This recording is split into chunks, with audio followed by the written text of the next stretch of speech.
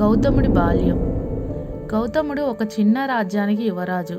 ఆయన పుట్టినప్పుడు ఒక యోగి జోస్యం చెప్పాడు.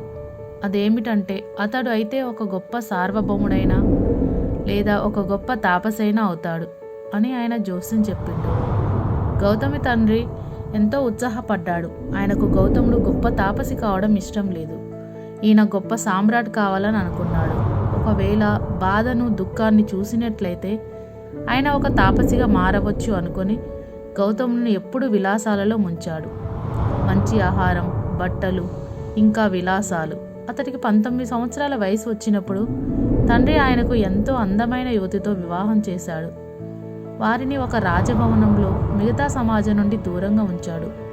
అక్కడ కేవలం వినోదాలు, విలాసాలు మాత్రమే. ఎటువంటి బాధలు చూసే అవకాశం లేదు. ఒకరోజు గౌతముడు నగరంలో సంచరించాలని అనుకున్నాడు. తనని సంచారానికి తీసుకువెళ్ళమని రథసారథిని ఆదేశించాడు. ఆయన అలా వెళ్తున్నప్పుడు ఒక వృద్ధుణ్ణి చూశాడు. అప్పుడు తన జీవితంలో వృద్ధులను ఆయన చూడలేదు. ఆయన తండ్రి వీటన్నిటి నుండి ఆయన్ను సురక్షితంగా ఉంచాడు. ఇతనికేమైంది అని సారథిని అడిగాడు. అందుకు ఆ రథసారథి, ఆయన ఓ వృద్ధుడు అంతే అన్నాడు. ఇలా ఎలా జరుగుతుంది అని అడిగాడు. అందుకతను, అందరూ ఏదో ఒకరోజు వృద్ధులు అవుతారు అన్నాడు. తన్ని తాను చూసుకున్నాడు. తాను ఎంతో యవ్వనంలో ఉన్నాడు. ఏమిటి, నేను కూడానా అని అడిగాడు. దానికి సమాధానంగా అవును అంటాడు. అందరికీ ముసలితనం వస్తుంది. ఎక్కువ కాలం జీవిస్తే ముసలి వాళ్ళు అవుతారు అన్నాడు. నేను కూడా ఆ విధంగా అవుతాను అని ఆయన ఒక వాస్తవం తెలుసుకున్నాడు. ఆ తర్వాత వీధిలో ఒక మనిషి పడుకొని ఉండడం చూశాడు. అతను ఏదో జబ్బుతో బాధపడుతున్నాడు. లేవలేకపోతున్నాడు. ఎంతో బాధలో ఉన్నాడు. గౌతముడు, ఆగు, ఈ మనిషి ఎవరు, ఇతను ఏం చేస్తున్నాడు అని అడిగాడు.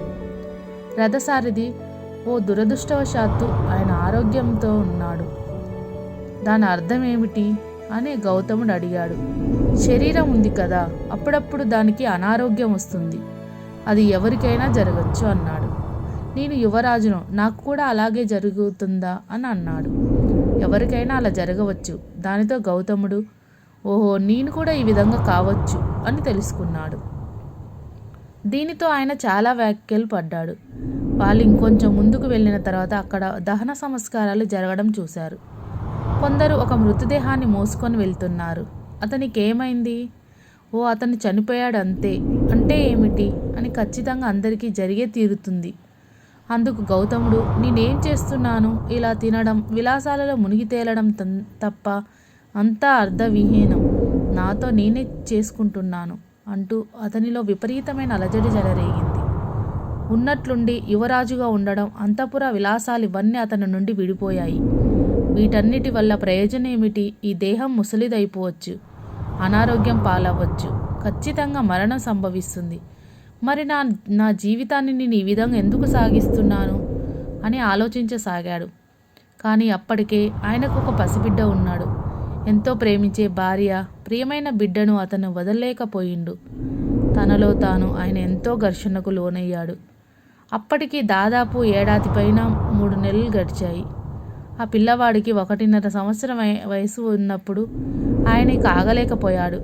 ఒక అర్ధరాత్రి వేళ ఎవరికీ చెప్పకుండా ఆయన అంతఃపురం నుండి ఒక దొంగలా బయటపడి దానిని శాశ్వతంగా వదిలిపెట్టాడు.